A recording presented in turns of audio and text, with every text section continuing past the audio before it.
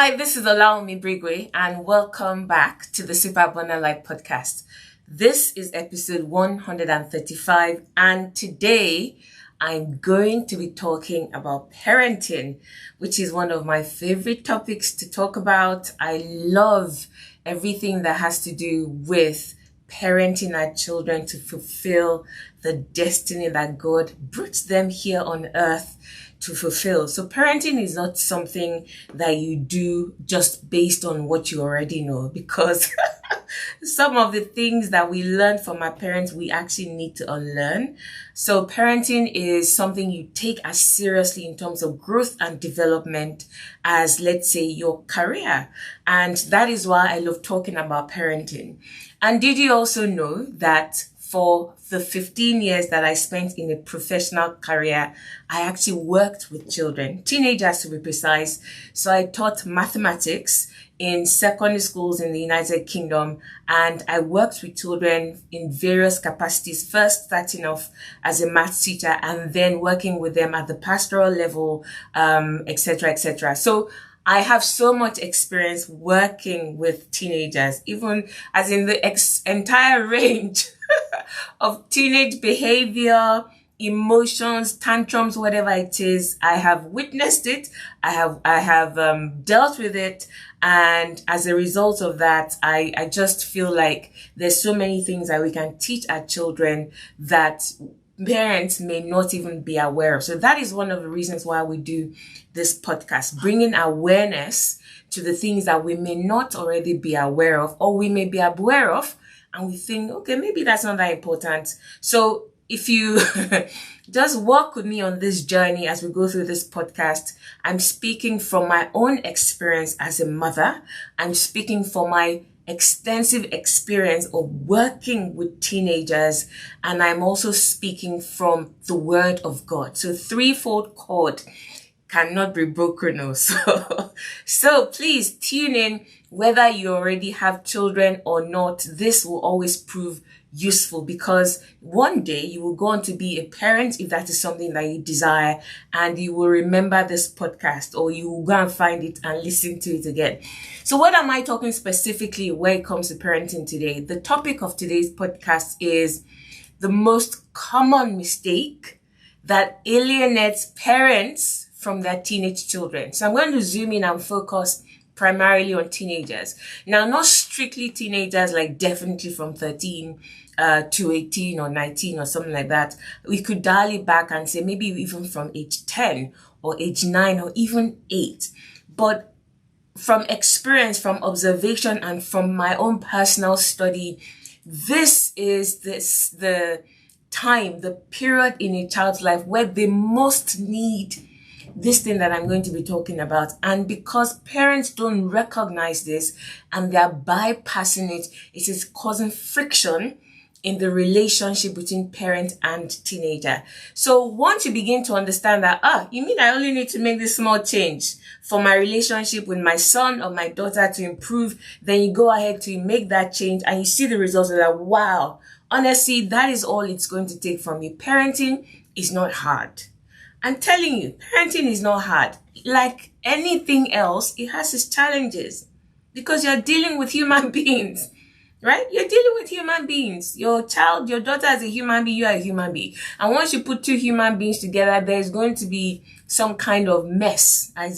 Human beings are messy. So we have issues, etc. So don't view parenting and say this thing is just hard. No, parenting is not hard. The more you view it that way, the harder the journey will become for you. Parenting is actually a privilege. I view parenting as a privilege. Honestly, this is how I see parenting. Like God counted me worthy to say, okay, these children, I'm going to bring them into your life as a caretaker, as a steward. Because you know those children don't belong to you. They belong to God. They belong to God. And let me give you, facts. Say, no, my children, listen. You now that you are listening to me, at your age, do you feel like your parents have a say or a particular hold over your life? That's even if they're still here. So you have become your own person. You have become your own woman. You have your career, you have your business, you have your own family. You say, I'm my own person. So that means that it was only a season that your parents exercised that measure of influence or impact over your life. Once you start getting to a certain age, the cord is broken, and the cord must be broken. The Bible says that a man will cleave to his wife. He will leave his father and his mother. So ultimately, they belong to God, and you are just a caretaker, a steward. So when you begin to see that way, that this is a privilege, it is a privilege to have children to parent. Okay? So that's just a bonus.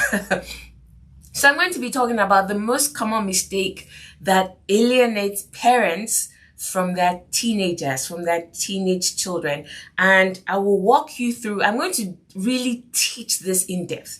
So I'll start off by telling you what it is, but don't say, okay, I've heard that before, and click off and click off the podcast and say, I've heard it before. If you've heard it before, right, and your relationship with your child or your teenager is not what you want it to be, you better continue listening. Because there's something I love to say. If you say you know something and we cannot yet see the fruit in your life, that means you don't yet know it. That's the truth. You do not yet know it. The fruit, or the proof rather, the proof that you really know something are the fruits. Jesus said, by their fruits, you will know them. Okay? So keep listening. Keep listening. I'm here to help you, and you will find a lot of light and inspiration to help you move forward in terms of your relationship with your child. And so what is this most common mistake that parents make that alienates them from their children, particularly teenage children? And this is quite common amongst the African community. And it is this. Parents seek first to be understood than to understand their children. In one sentence, that is it. But like you know, I'm going to unpack that. I'm going to unpack that and then give you specific things that you can do to begin to make that slight but crucial adjustment in your relationship with your teenager. Now, let me start by saying this. Did you know that your child's most urgent need, especially as they begin to approach the teenage years, so from age 10, 11, 12, 13 and onwards, is for them to be understood and accepted? Did you know that that is the most urgent need for that child? So when the child is a baby, newborn baby, the child's most urgent need is to be fed, to be changed, to be comfortable, to be not to be too cold or too hot, just to be comfortable. It's all about the body. It's all about the body. But as the child grows, the focus shifts in terms of for the child, what the child wants. From the physical body, it shifts from the body to the soul. And they feel like, he just don't understand me. Do you know that this is the single most important thing that a teenager complains about? You don't understand me. You're not listening to me. You're not listening to me. I told you that I taught for 15 years. Okay, I interacted with students, with teenage children in the UK. And in the UK, you have more behavior issues. I have stories, but it's just that if I start telling just stories that I have, I will spend the entire podcast telling you these stories. I have stories. Say, oh, my child is... That's why when people tell me, oh, my child is doing this, and they're really worried and upset, I'm like, oh, you have not seen anything. Just begin to give God thanks that your child is doing this compared to some other things that I've witnessed, that children as young as 11 years old, the kind of behavior that I've witnessed, that I've had to deal with, that I've had to call parents into a meeting with me regarding their child. And the parents will show up and say, we safe. We said we are confused. We don't know what to do. Help us. Do you see what I mean? But in all that time, if there's anything that I figured out about a teenager, is they want to be understood. It is so important to them. It's like air to them. It's like air to them. They'll go, Miss, you're not listening to me. Or Sir, you're not listening to me. And they would get upset and angry and say, you're not listening to me. How many times has your teenager told you, you're not listening to me? You will see what I mean. You're not listening. You're not seeing it from my point of view. Especially if there are already conflicts in that relationship. They'll keep using words along those lines. Mom, you're not listening. Mom, you're not seeing it from my perspective. Mom, you just don't understand. Dad, you just don't understand. That's because at that age, their greatest need is to be understood. So what that means is you as a parent must then seek first to understand than for them to understand you and do what you're asking them to do. But you say, but why must I be the one? If you're already asking that question, there are serious problems because you are the one in authority. Do you see? It is like Jesus bending down and washing the feet of the disciples. So if you already have that kind of authoritative attitude towards your children, they must do what I say. Why must I be the one that is seeking to understand? That is the first mindset shift that I want you to make as you listen to this podcast. You cannot approach parenting like that. Did you ever see Jesus force his disciples to do anything? Jesus is a model. He's a model. He modeled whatever he wanted them to do. He sought first to understand. In fact, the way that Jesus accessed the lives of the disciples was through something in the environment with Peter, James, John, and somebody else. It was through fishing. He entered their space through fishing. He even used their language. He said, I will make you fishers of men. Jesus went to their level. Matthew, the tax collector, with Zacchaeus, all these people, he came to their level. The person that said, speak the word only, Jesus said, correct, I like that. He said, okay, I will speak the word only. The person that said, okay, I must touch the hem of the garment, he said, okay, touch now, receive your miracle. Do you see what I mean? The person that said, you must come to my house, Jesus went. He went. He just said, no. I'm only going to stay here on this mountain in Jerusalem. Whoever does not come here, that is it. Oh, if you don't come here, there's no miracle. Jesus went where people are. That is what it means to seek first to understand. Do you see what I mean? So let me explain. So I'm going to share with you a few points, right, as to what it means and how you can begin to do these things. Now, the first thing, as I said, is the most common accusation that a teenager will throw at a parent or a teacher or any adult that is in authority over them is, you just don't understand. I cannot count the number of times a teenager has said that to me as a teacher. Even my own children, like, Mom, you just don't understand. I'm like, what don't I understand? At first, I'll be trying to do bravado, like, what do you mean I don't understand? Am I not speaking English? Do you see? No, you're speaking English, but it's different. Okay? Which suggests that that deepest desire is to be understood. Now, when I say to be understood, let me tell you first of all what it is not. Then I will tell you what it is. The first thing that it is not, because sometimes, right, you might feel like, oh, to understand my child is to like be pally-pally with my child. Let me tell you what it is not. To understand your teenager does not mean to intellectually comprehend what they are saying. Like I just said, it's like, it's English you're speaking now. You said this, and this. I understand English. I heard you. I understand. And you assume that because you literally can process the words that they've spoken, that you understand, that you truly have understanding of their situation and what they're going through. That is where the problem lies, because they're like, what is the problem? What are you saying? What are you saying? You said this is what happened, and this is what happened. Yes, now I can follow the progression and the process, the thought process. Yes, so I see what you're saying and I understand it. And then you say a response and the child goes, you just don't understand. You just don't understand. Okay? So I'm telling you what it is not, and then I will come to tell you what it is. The second thing is, to understand your teenager does not mean to agree with everything they say in order to avoid conflict. That is another no-no. If you do that, you are really making a rod for your back. If you do that. And if you have raised your child in the earlier years as toddlers, as a young child, where the child says, this is what I want, and they throw a little bit of tantrum and you say, okay, take. You're honestly making a rod for your back. You are. You're making a rod for your back. Because the older they get, the greater the consequences of bad decisions become. Do you see what I mean? So if the teenagers say, I don't want to study, I just want to stay in bed, I just want to play games, and they are 16, they're meant to be reading for GCSE, what will you do then? If you've always given in and said, okay, fine. It is the same okay, fine that they are expecting to hear. If they do not hear that okay, fine, there will be trouble. And they will not listen.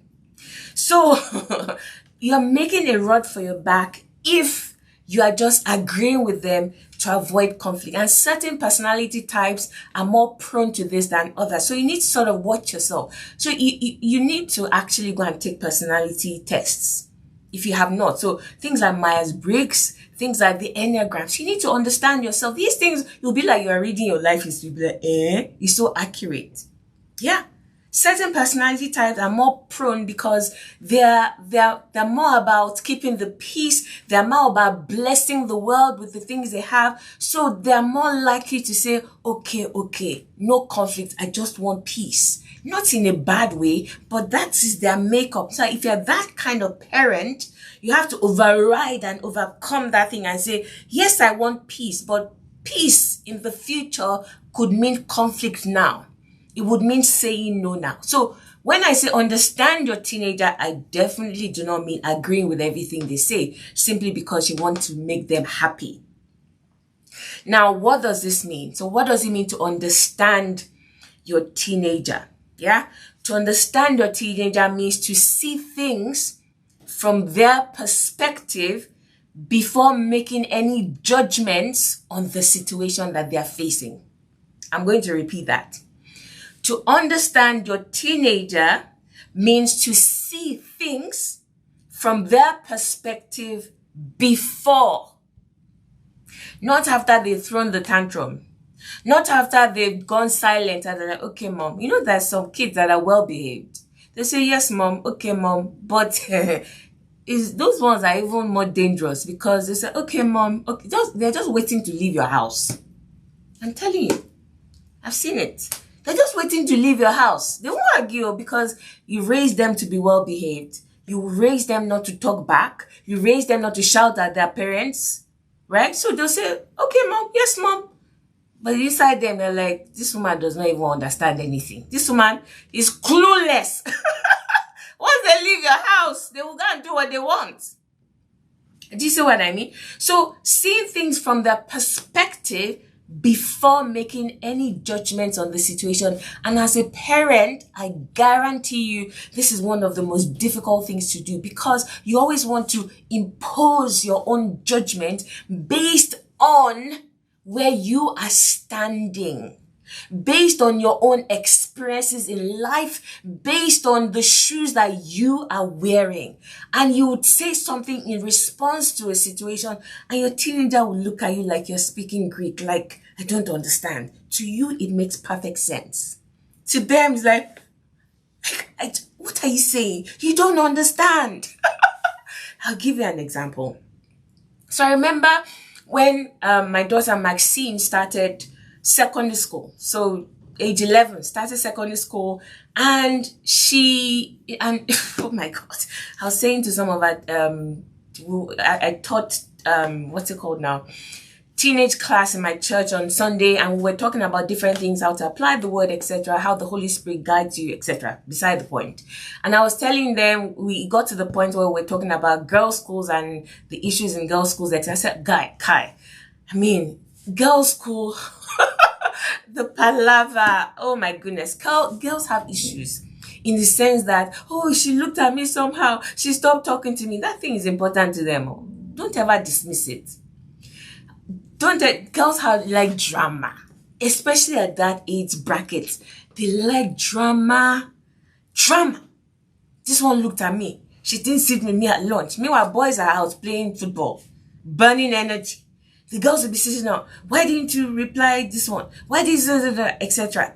So my daughter started secondary school, And she had a couple of friends, a group of friends, or maybe one or two friends. I'm literally talking about the beginning of secondary school. And it would get to the point where almost every day she would come home upset. Sometimes she would cry. Oh, this one did this. This one did not talk to me. This one did not do something. This one did. And me, here, in my adult introverted self, I'll be like, go and find somebody else to talk to now. If this one will not talk to you, there's plenty fish in the sea. Go and find somebody else. If I say, okay, let's list all of them. Okay, this person A is not talking to you. Okay, go and talk to person B. And she will be like, it's not that simple. And I would see that she's not getting what I'm saying. It's not even landing. Because for me, in this my age, somebody will come to me and say, I'm not talking to you. In fact, I'll be secretly happy. I'll be like, well, thank God. All this talk. I don't even like talking too much, Chef. If you come and say you're keeping malice with me, I'll be like, praise the Lord. I will release you. I will say, I'm really sorry. And then I will say, thank you. I will speak to you later. And I'm, in my age, and I'll be begging somebody to talk to me. But here's what I'm saying. I never, in that situation, tried to see it from her point of view. I never tried to see it from her point of view. I responded, and I kept on responding based on my own experiences presently and the shoes that I was wearing presently. In fact, do you know why these things happen? It happens because parents are very quick to forget. You're very quick to forget that you also were a teenager. You were a child where somebody refused to talk to you in that boarding school and you were crying. And you were saying, please remove me from this place. I don't have any friends. You were writing your parents letters every day saying, I don't want to be here. I don't want to be here. You forgot. But now you are standing in your own shoes and you can't imagine being upset because somebody is not talking to you. So you're speaking from that point of view and your child is like, she's not listening to me. She doesn't understand. And you're forcing this child, for example, to go back to the place where she's trying to tell you that it's not working, or to do things where she just doesn't see it yet. Do you understand what I mean? So a lot of times we look at it from our own not a lot of times, all the time. So you have to deliberately and intentionally almost walk over to the other side. And that is why, did you know that is why God also made you walk through their experiences? That's why you also were born as a baby, then you were a toddler, then you were a child, then you went through primary school, secondary school, university, so that you've already walked in those shoes. Those experiences are meant to give you empathy towards your own children or whoever it is God brings into your life.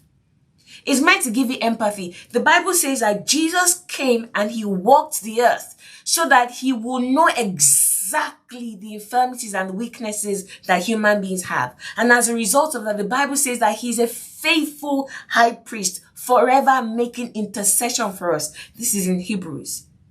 Before Jesus came, have you ever read Old Testament? God will be like, what is wrong with these people? What is wrong? I said, don't worship idols. And he kept worshiping idols. And he'll just send this one and send that one, send that. He was very quick to say, you're not listening to me. You're not. But do you see what I mean? Until Jesus came, until God himself came, and there was a human, fully human. I was like, man, these people have tried. It's not easy. It's not easy being human. And so he felt everything that we felt and we feel today. And so as a result of that, he's able to make intercession. He looks at us with compassion. That is why you should never run away from God when you feel like, I've done something wrong. Genuinely, the way God looks at you is with eyes of compassion and mercy. That is exactly why God made you walk that walk too, to go through the teenage years.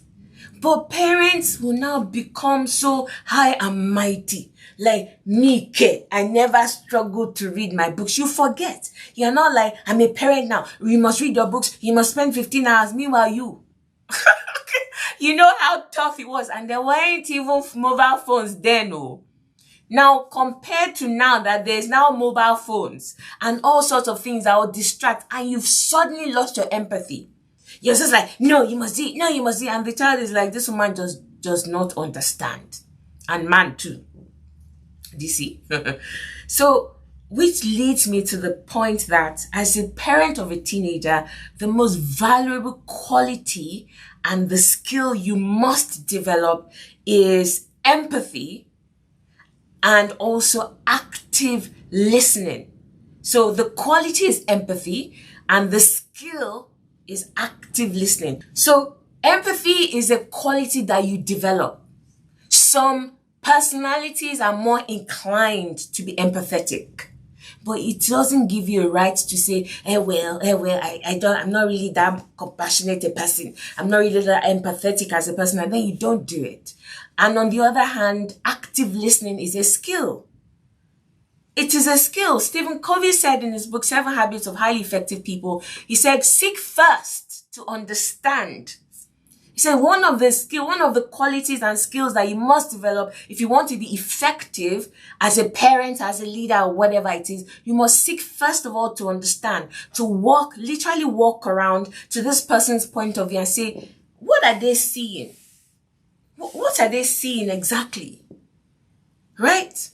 In fact, I read something, or I watched in one of those clips that float around on social media, or I read it in an article, I don't remember exactly, that when Walt Disney was designing Disneyland and how he wanted it to be the magical place he wanted to create, he said he spent most of his time on his knees so that he would be at the level of a little child.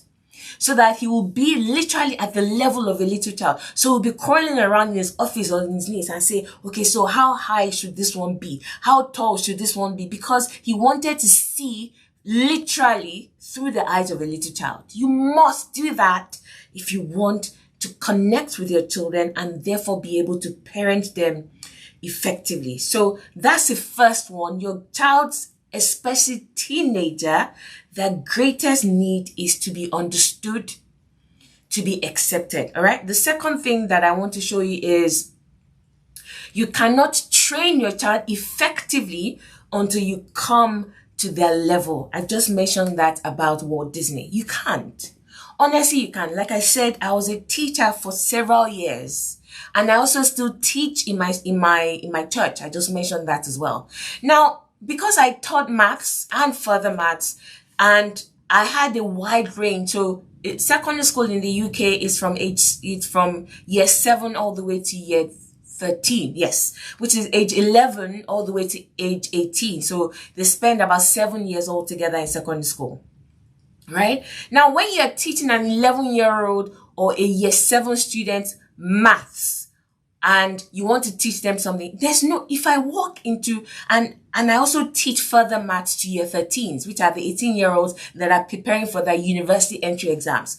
And I carry differentiation or integration or some other level of calculus. In fact, let me pick something that the year 7s will see. I say, I want to teach fractions. Now, in year 13, there's something called algebraic fractions that is quite complex. But fractions is fractions, Abby. So I carry the algebraic fractions and I go to the year 7 and I start saying, okay, this is what you would do. And the thing, if you even see it, some of you are already like, because you didn't like maths.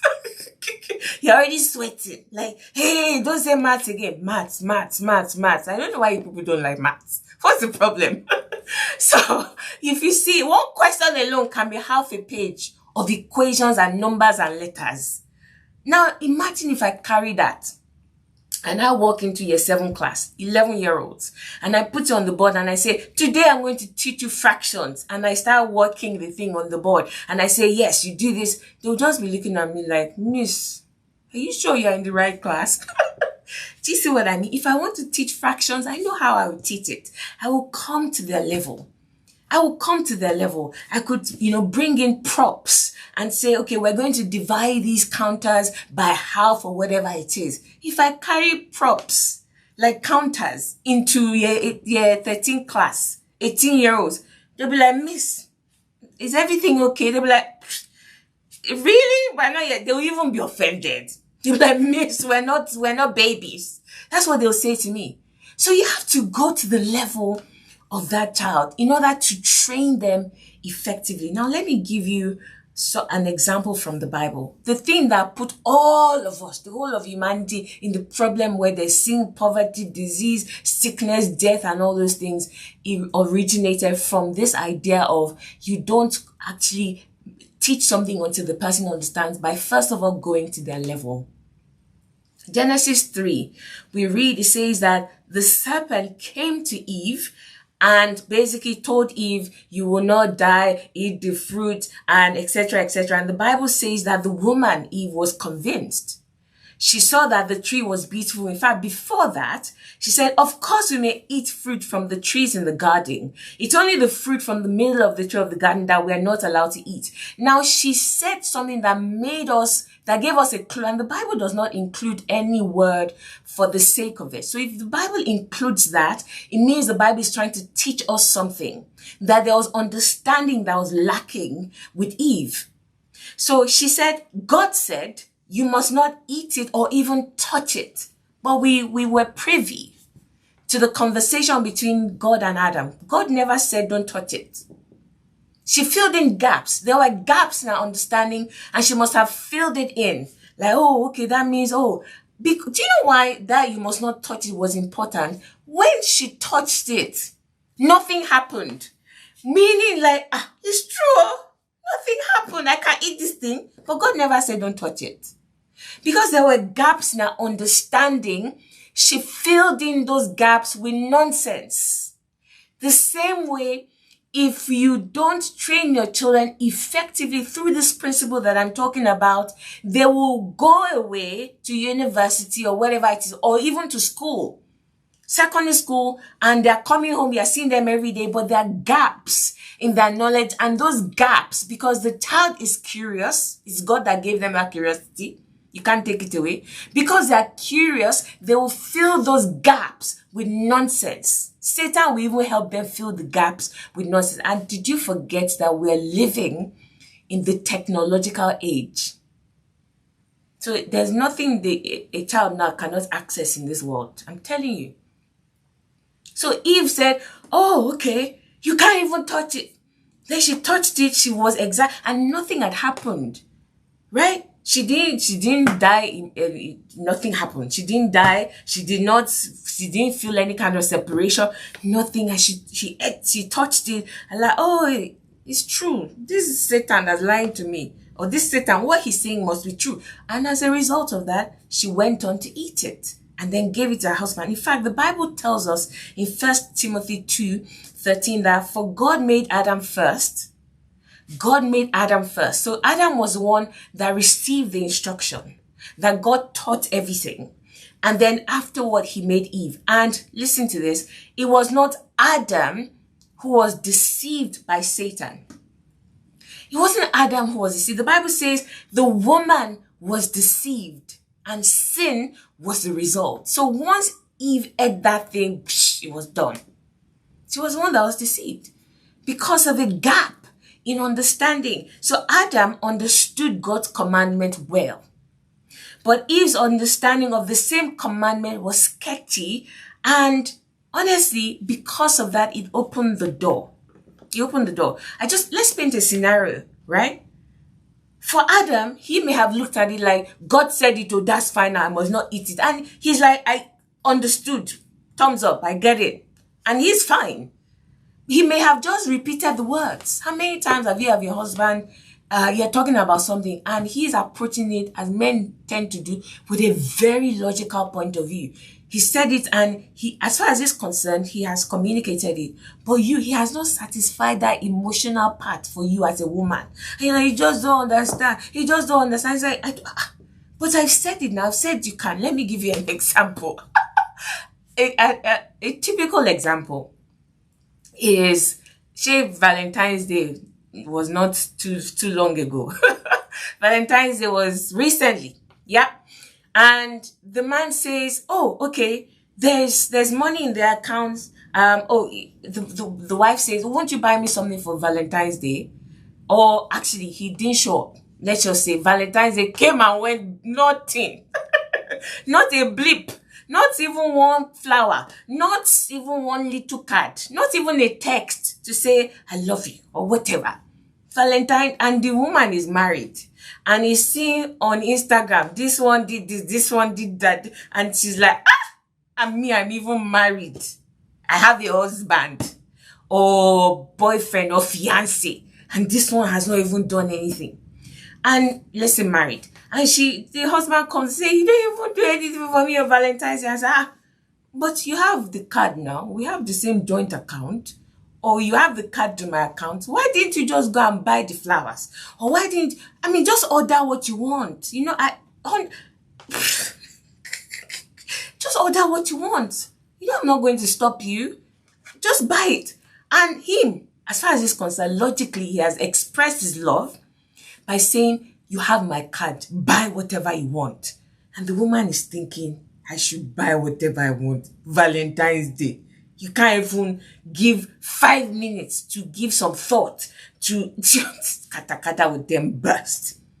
Now, he's like, but I've given you the resources to get what you want. And the woman's like, no, you must invest time. I'm pretty sure what Adam did was similar. He just sort of threw out the instruction. He didn't really come over to the side of Eve to make sure that she understood. And because she didn't understand, she filled in the gaps in what was lacking in her understanding with her own things. And that was Satan's entry point into it.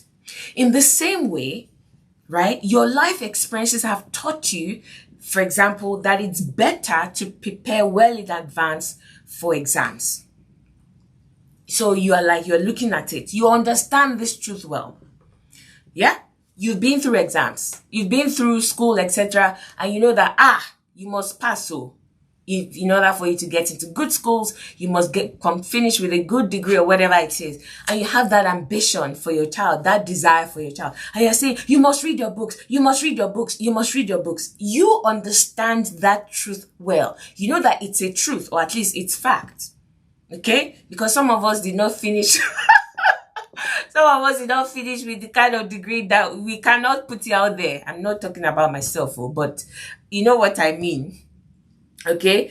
So, but you know where you are now. Some of us finished with 3rd class, but you know where you are now.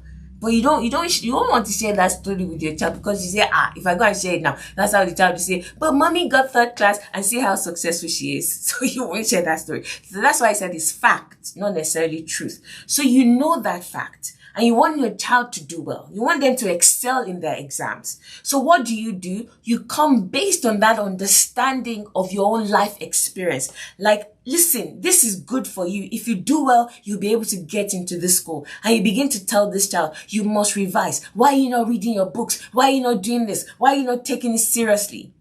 But let me explain something to you. Did you know that child has not yet gone through the experiences that you have gone through? It doesn't make sense that their own, as far as you're saying your future.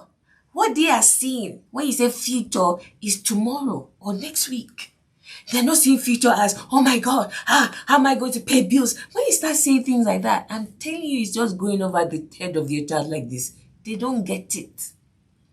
Until maybe they get to university, they now begin to see what you were saying. Why? Because they're getting to that stage in life where they have to pay their own bills. But without that experience, it's just going over their head. So if you are approaching your child with, if you're not going to get a good job, if you don't pass, how are you going to pay your bills? The child is just, bills. Who is paying the bills now? Is it not you that's paying the bills? You're paying the bills now. So there's no connection. They don't understand what you're saying. They don't understand what you're saying. Yeah. So remember, I said the first thing is you seek first to understand them. The second thing is you seek that they understand you when you're training them. So don't ever speak from your own point of view alone. Like I said to you now, your fear is, hey, if this child does not do well, how would they go to university, or how would they then how would they be able to pay their bills? That is your own fear, because that is your own fear now. That's the fear for your child, because you've been there where you were like, oh my God, without the salary, how are you going to? You've experienced it. It means something to you. But at the point where you're saying it to this child, it doesn't mean anything to them because they've never had to pay bills in their life. So they don't understand. And you are like, I'm repeating the same things. I'm speaking to you in English. You understand English. Why can't you understand what I'm saying? It's because you haven't yet set it at the level that they will understand. That they will understand. As I mentioned earlier, 15 years of my professional career, I worked with thousands of teenagers, literally. So I started off as a maths teacher, so full-time maths teacher, teaching maths. And then I went on, I was promoted, etc., to the point where I wasn't just teaching maths. In fact, my maths teaching reduced to just about maybe 10 or 20% of my work. And the work, like 80 to 90% of my work, was now dealing with the pastoral side of teaching of children. So the behaviors and anything, their well-being, emotional well-being, physical well-being, the behaviors, etc. So I thought that was my area of leadership and the way I interacted the most with kids as I advanced in my career. And like I said, one of the things that I heard almost always from a child that was expressing some kind of conflict, whether it was with me or with another teacher or with their parents, was, you just don't understand. And what I realized as I began to work with these teenagers, especially once you become a leader, a pastoral leader in a secondary school, you tend to work more. Right? They say it's the badly behaved ones you'll be seeing all the time, and those are the ones you become pally with. So you don't know the names of the good ones, even though I tried to. But because they were always sending the badly behaved ones to your office, etc., you get to know them very well. And one of the things that I learned very early on in my teaching career was, whenever I saw a badly behaved teenager, like I said, different ranges of bad behavior. Okay? Not just, oh, mom. No. Extreme, sometimes bad behavior. But something that I never saw fail was to communicate something that I wanted the child to understand in a way that they would understand it. In a way that they would understand it. Do you understand what I mean? So, for example, if you take a teenager and you say to that teenager, oh, you have to do well in all your exams. If you do that, you stand a greater chance of getting into a fantastic school. If you get into a fantastic school, you get a great chance of getting into a fantastic university, which helps you to get a fantastic job, which means you can do all this. And like I said, the child, they're talking about having money to pay bills. They don't really get it. So this child says, but I don't like geography. Oh, I don't like maths. Oh, I don't like English. And they will not put the effort in. Or I also got so many kids in my teaching career whereby maybe they were turned on to football or something. I say, oh no, I don't need to do well in school because I'm going to be a footballer. I'm going to be a footballer. And no matter what the teachers did to try and get them, or their parents, to try and get them to at least do well and get their GCSEs, which is the school living certificate, they'll say, no, I don't need that. I don't need that because I'm going to make it in that career. Now, if you keep saying you have to read your books, you must pass your exams, etc., etc., maths and English are important. The child is thinking, maths and what am I going to use maths and English for as a footballer? I already can speak English. What's the problem? Who says I need to read? I'm telling you, these are literally words that children have told their parents or their teachers when they're trying to make them study. Now, let me show you something.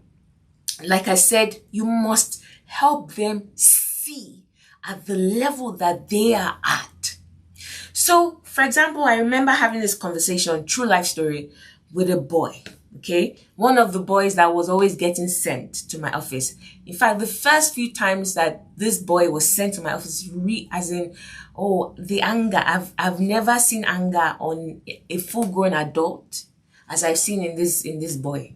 As in, oh my goodness, extreme anger. So do you know what the first time they sent it, I was just like, okay, just stand outside my office. I don't have energy for you today. But I think the second or third time I started engaging with him. And first thing I did was I didn't even talk about what had happened, because the moment I bring up, oh, that Mr. X said you said this, defense mechanism, the wall goes up thicker than the wall of Jericho. He's not listening again. The same thing with teenagers. So every time you go in and you start accusing and say, you haven't done this, that wall has already gone up. They're not listening. They're not listening. So I didn't even talk about any of that. I think I saw his bag. His bag was a Chelsea bag or something, like a Chelsea Football Club bag, something like that. Yeah. And I saw it and I said, oh, do you support Chelsea? I was like, oh, yes, mate. And his face lit up. And I used to be a fanatical supporter of Chelsea Football Club until I think it was about 10 years ago, where I was like, are they paying me? Do they cut me a check if I'm the one paying money to even watch this football? So I'm like, the one where you'll be depressed after watching something, but it was also quite glorious. But at a point in my life, I'm like, I'm not doing it again. Every now and then, okay, I might just peep in and watch something. But at that point, I was a fanatical. I'm talking fanatical, not base level. I knew everything, because when I go into something, I go into it with everything. I don't do toe dipping. So I was at that point also a fanatical supporter of Chelsea Football Club. And I saw, and immediately I said that his face lit. I was like, wow, and we started talking where, literally would analyze. We talked about the game the night before and see what happened. Now I had made a connection. I found something that was at his level that he was interested in. Notice that I did not go in guns blazing. I had the authority to do it, because I think by that time I was either a head of year or I was already a senior leader. I don't remember exactly. So I had the authority to go in and say, you must do as I say. And I had tried that early in my career. It doesn't work. It doesn't work. I had the authority to do it, but I knew it would not work. So I found a common ground. We talked about Chelsea. I would be passing on the corridor. He'll call me, Miss, did you see this? And he will stop and we'll gist for like 3 minutes. And say, oh, see you next time, Miss, etc.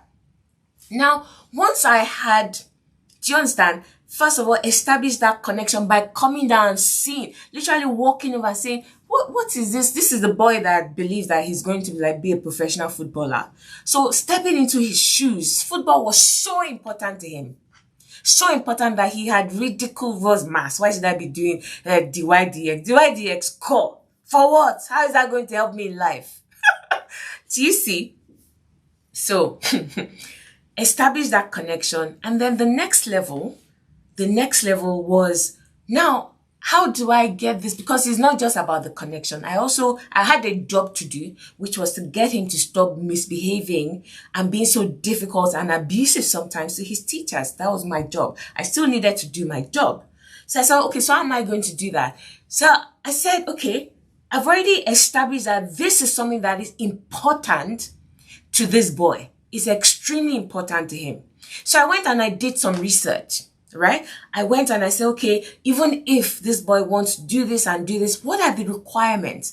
I did loads of research. The people that were kicked out of football academy, even though they were really talented, the ones that even became footballers and the club sacked them because they were in the tabloids, they did this and paparazzi took their pic. I did all sorts of research. And I went to this boy and I said, let's have a talk. So I did not do that. I did it in the time of peace, which is another thing that you should learn. Don't do that in the time of conflict. That guard is already up. They're not listening. Okay? So in the time of peace, let's meet. I want to see you. Come see me, etc. Come to my office. And we sat down and we started talking. So what are your plans? Oh, miss. Oh, very excited. I'm going to play football. And it was quite good. He could have made it. I've not heard his name since then. So I don't know if he did make it. All right. But he was very good. He was very talented. He tried to tell me, this is what I want to do, etc., etc. And he was failing. I think by this point, it was year 10 or year 11. Year 10, I think. He was failing. He was going to fail anything and leave school with nothing to show for it. So we started talking. And then I didn't bring out paper or I started reading it to him. No. That is coming from a position of, I judge you. I had memorized as much as I could. And then I started talking. I said, oh, presenting it to him and said, oh, I see. But did you know that you need to get this, da, da, da, da, da. I was like, really?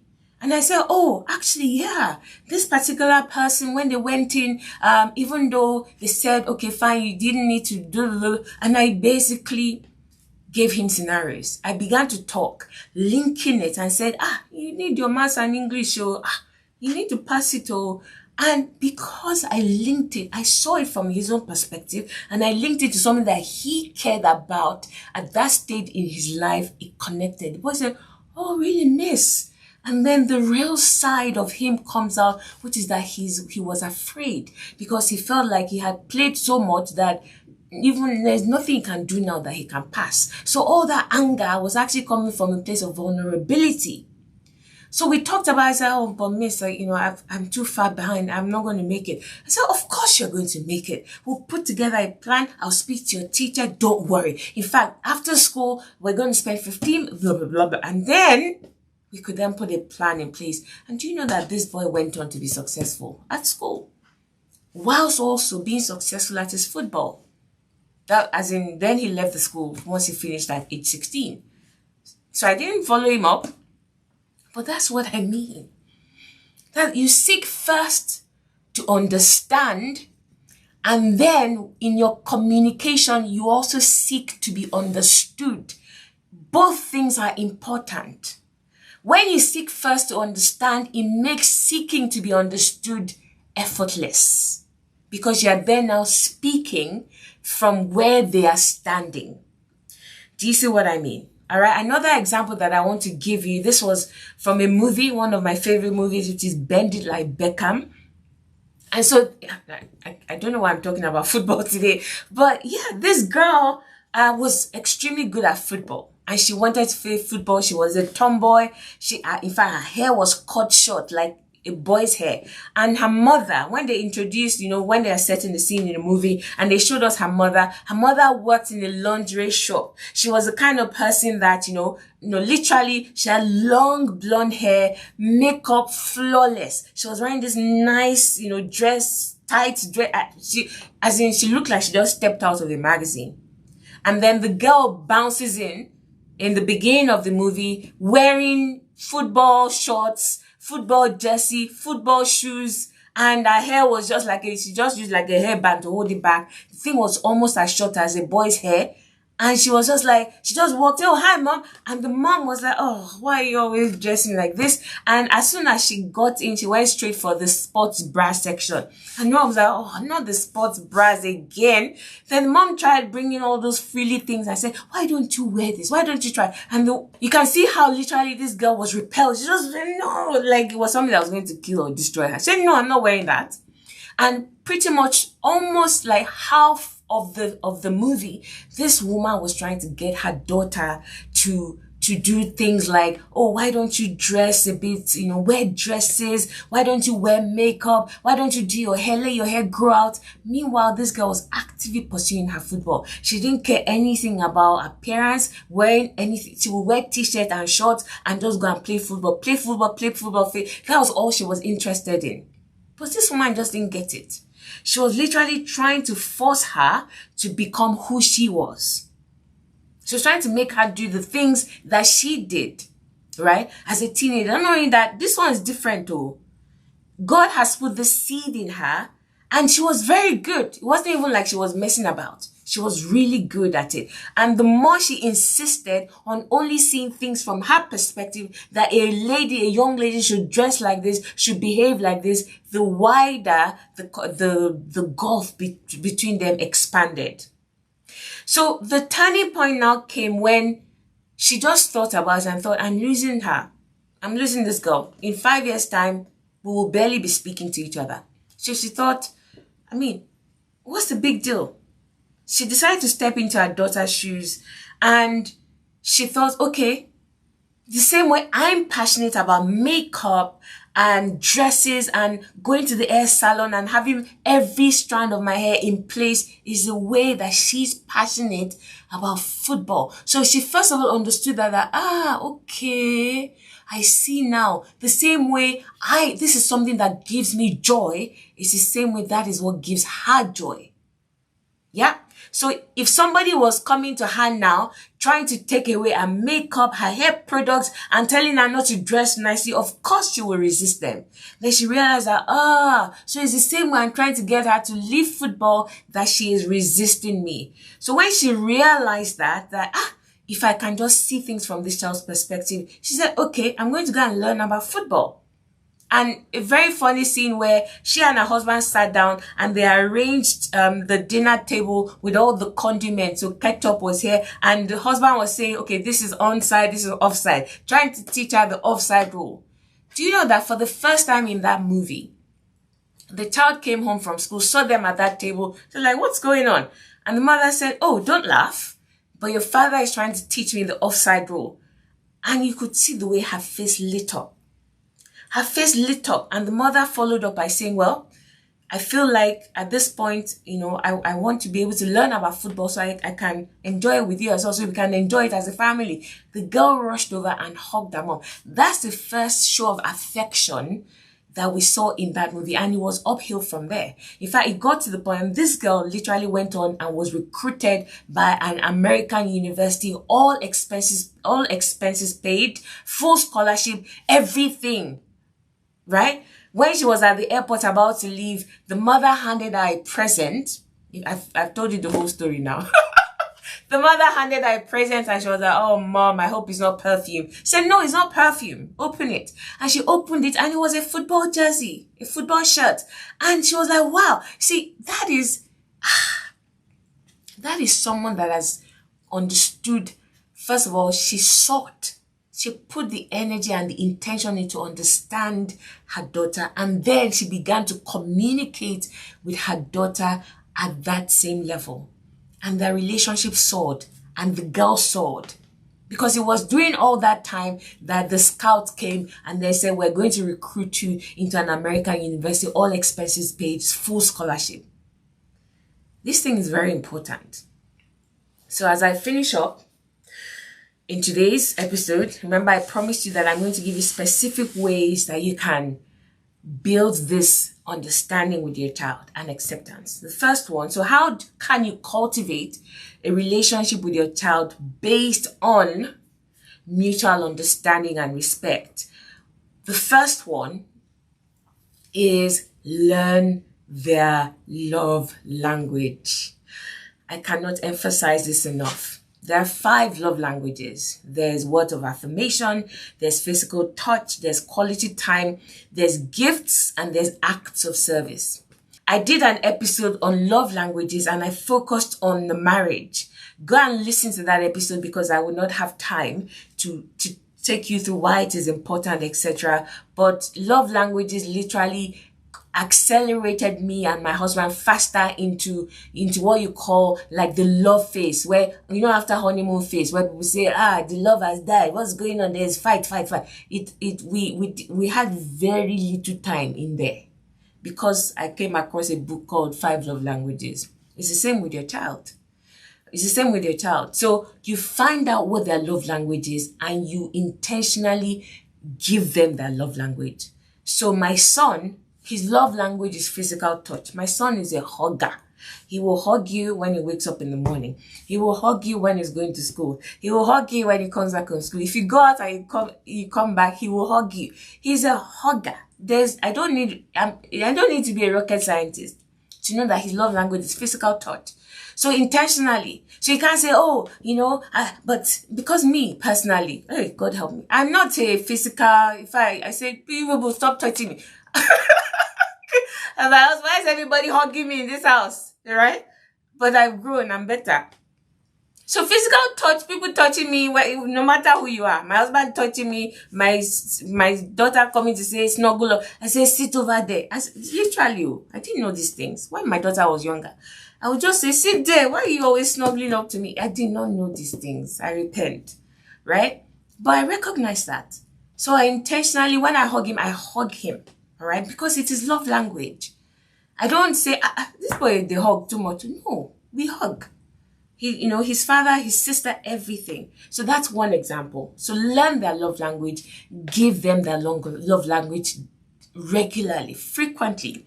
And you will notice, especially if there's currently conflict between the two of you, that tone will begin to change. They will feel seen, they will feel heard.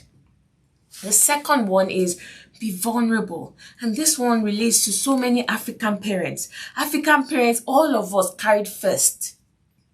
All of us had, we had, squeaky clean backgrounds. We never lied. We never kissed a boy. We never did any of those things. Never. Yeah, Jesus. Yeah, not vulnerable. So if you're a parent like Superman, there's nothing for the child to relate to.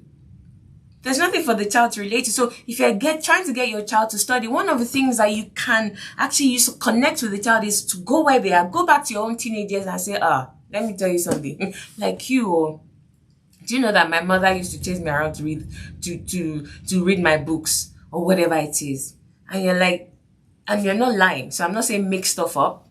If that really was your experience, you say it and you say, now I see why it's important for me to do that. And then, oh really? Their face will light up like, you too, mom? Say, yeah, I'm not perfect. Be vulnerable. Be vulnerable, because the more you present yourself as super mom, the more they can't there's no connection. They can't see a connection between themselves and you. So be vulnerable. Show them that you struggle with things. People are afraid to be vulnerable with their children. I don't understand it. Show them that you too struggle. Share your hopes and aspirations with them. And say, this is what I'm trying to achieve in my career. But sometimes you think they won't respect you. No, on the contrary, the level of respect will skyrocket, because they're like, oh, okay. No, empathy will come and say, mom, don't worry. They'll even be encouraging, mom, you can do it. Do you see what I mean? Vulnerability. Now, that does not mean you sit your children down and you come and say, hey, come and see what's happening between your father and myself. That one is not vulnerability. And some parents do that. They'll sit their kids down, be telling them what the father did or vice versa. That's not vulnerability. That is you literally taking something that should be private between you and your husband, and you're bringing the children into something that they have no business coming into. Do you see what I mean? In fact, parents let's not go there, but that's not what I mean by vulnerability. Whatever they're dealing with, if you have an experience similar to that, or you can borrow people's experiences and say, it's not that big a deal, because the first thing you want to make them understand is it's not the end of the world. So when you are vulnerable and they see that, this thing didn't destroy you now, you'll be like, there'll be hope, there'll be birth in them. Be like, oh, okay, my mom made it through, I'm going to make it through. That is what vulnerability does, because you're no longer in that space. You've moved on. You succeeded in spite of that challenge. In fact, I remember that one of the things that helped me the most in secondary school was first year of secondary school. I failed there. Hey, woefully.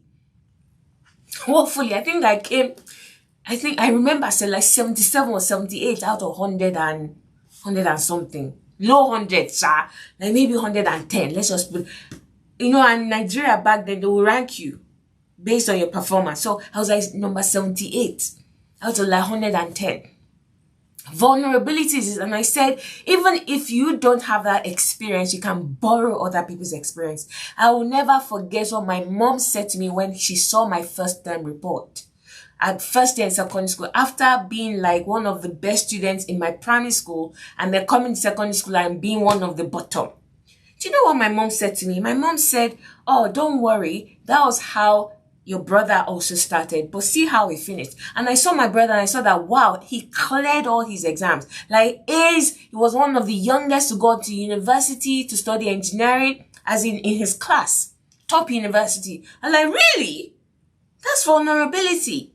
But if she had said to me, why can't you be like your brother? Why can't you be like your brother? See how he finished. Not forgetting that the boy too struggled. In the beginning. So you can borrow experiences to show them that this is not the end. And my mom said that to me, said, don't worry, you'll get better. Things will change. Oh, it's because you haven't settled very well. And that thing gave me so much hope. It was like, oh, okay. Because I was like, oh my God. So I'd never seen that kind of number on my report card before. So vulnerability. If you don't have the experience, borrow from other people's experiences. And number 3, links to the second one, remove all forms of judgment. Don't be the accuser. That is Satan. That's Satan's job. Always raising a voice of accusation against your children. You are meant to be on their side. You're meant to be on their side. So respond first of all with mercy. Embrace empathy and acceptance. And acceptance, does that mean you're accepting the fact that the child is not studying? No, but you're accepting them. You're telling them that don't worry, everything is going to be fine. You will come out of this. You're going to pass. You say, oh, but why would I tell them that if they're not reading that they're going to pass the exams? Should you not be presenting the end to the child? Does God not do that for you? Does God not show you a picture of the end? Of where he's taking you while you are still messing up? Does he not do that for you? Why do you think God does that? He's calling you higher. So what makes you think that, oh, if I go and tell him and encourage him now, he will just, no, that is what will draw him and pull him higher. So present, affirm your child. Affirm them. Everything's going to work out. I know God is helping you. Let's join hands right now and let us pray. Let's ask God to help you understand. Empathy, acceptance, right? Embrace, show mercy, be caught on the side of mercy than on the side of constant judgment. Does that mean you don't discipline your children? 2 different things. You discipline the behavior, but you embrace the child. You make it clear that this behavior is wrong, but you embrace the child. Example in the Bible, woman caught in adultery. They brought her to Jesus, saying, what should we do? The Lord Moses said we should stone her. And Jesus dispersed the crowd with his wisdom. Did he turn to the woman and say, is the man still waiting for you? Where were you people doing it? Was he in a hotel? Oh yeah, go back. I forgive you. Oh, before the man leaves. Can you imagine Jesus saying that? Jesus said, go and sin no more. So his mercy empowered her. He started to show her who you are. You're the righteousness of God in Christ Jesus. When you begin to paint that picture, the person, hope builds up. Hope builds up. Do you see what I mean? Hope builds up in the sight of the person you call. But you say, so go and sin no more means you put measures in place because your job is also to discipline. So you put measures in place so that it makes it hard and difficult for the person to want to do it again. So measures in place could be like sanctions, like, listen, I'm going to take your game away if this doesn't happen. So you are putting sanctions in place to remove the behavior while you simultaneously affirm that child. You must do that. If you're only just doing the discipline without the affirmation, honestly, the gap is increasing in terms of their relationship with you. Okay? One of the greatest compliments that my daughter has ever paid me was, whether I overheard the conversation or she came and told me, was, I remember now, a friend of hers, when she was in 6th form, was going through something, and she said, tell your mom.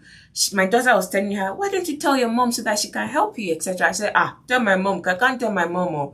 And my daughter was like, oh, wow, I can tell my mom anything. So she was telling me what happened, and I didn't tell her. But that was the greatest compliment a child or anybody could have paid me. That my own child, that was 17 at the time, if not 18, could tell me that I can tell my mom anything. And she wasn't just saying it, it's the truth. My daughter can tell me and does tell me everything. Not that everything, but she can. It's not like she does, but she can. She won't hide anything from me. And do you know why? It's because of acceptance. I've never made her feel less than she is because she did something wrong. From when she was a child, don't get me wrong, I'm a disciplinarian. I would deal with the behavior well, but I always spoke words of affirmation over her. Do you see what I mean? Yoruba people will say, How does that proverb go? Yoruba people, they will say, you use the left hand to discipline a child, but you use the right hand to embrace the child. You have to do both. You have to do both. So acceptance, remove the judgment. You are not the accuser of the brethren. Stop doing Satan's job for him. So stop all those verbal accusations. Just say it and say, no, that is not correct behavior. Don't say, you are this, you are that, you are this, you are that. No. Don't say you are. Say that is. Two different things. Two different things. Yeah? So speak and say that is wrong behavior, but that's not who you are. You are a child that is beloved of God.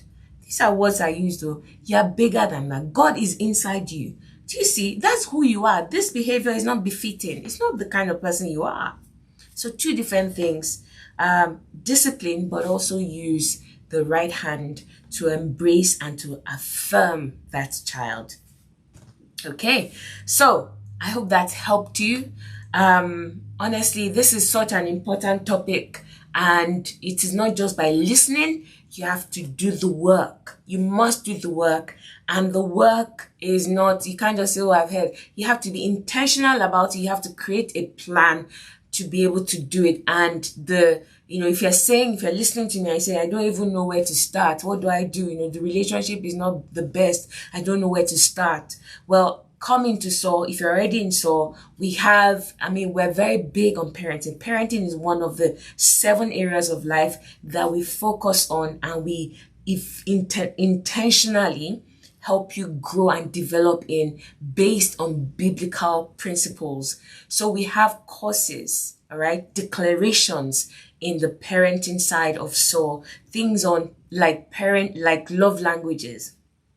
Okay, how to identify and effectively communicate your child's love language regularly. Things like how to actually put discipline in place for your child and to raise well-disciplined, well-behaved children without using, that scare tactics or naming and shaming and all those kind of things. How to literally do it the way that is effective. Something called executive skills. I say it all the time that a child that is misbehaving is not because the child is bad. It is simply because the child lacks certain executive skills. So we walk you through how to identify what your child's executive skills are that they are lacking, and also how to help them build and develop those executive skills in a way that is literally laid out step by step. That you can say, okay, daunting to look at my child and say, my child is not listening or my child is not studying. I say, I don't know what to do.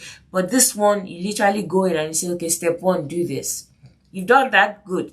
Step 2, do this, etc., etc. And that's not the only thing we have. We have raising children that are spiritually sound, that love God, that have a heart for God, want to serve God. That's just 3 of some of the courses and execution guides that we have in SOAR. In addition, so those are like the practical aspects of it. The spiritual side, confessions, declarations, prayers dedicated to children. Do you see what I mean? So honestly, if you're like, I don't know where to start, I need help, get into SOAR. We're here to help you. That's me done this week. I'll be back with another episode of the Super Abundant Life podcast. See you there.